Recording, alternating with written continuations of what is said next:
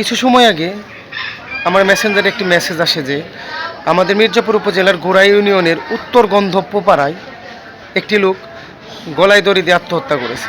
তার কথা শুনে তাৎক্ষণিক ঘটনাস্থলে এসেছি। ঘটনাটা সত্য। এখানে এসে স্থানীয় দু একজনের সাথে কথা বলে যতটুকু জানতে পারলাম, গন্ধব্য পাড়ার গজ মিয়ার ছেলে মুজিবুর মিয়া নেশায় আসক্ত ছিলেন। সে দীর্ঘদিন যাবৎ নেশার সাথে জড়িত। অজানা কারণে, অজ্ঞাত কারণে, কেউ সঠিক বলতে পারে না, কারোর সাথে কোনো ঝগড়াঝাটি কোনো কিছুই হয়নি, কোনো মনোমালিন্যর ঘটনাও ঘটেনি।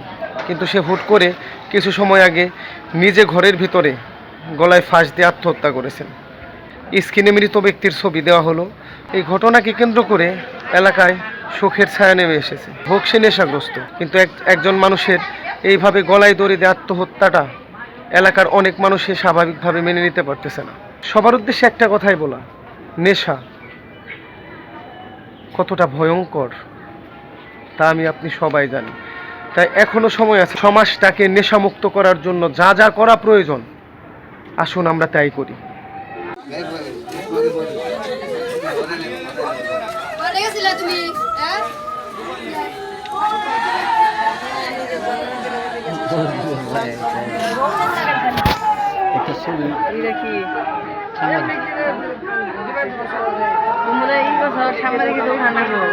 ব্রাজিল আসলে আর্জেন্টিনা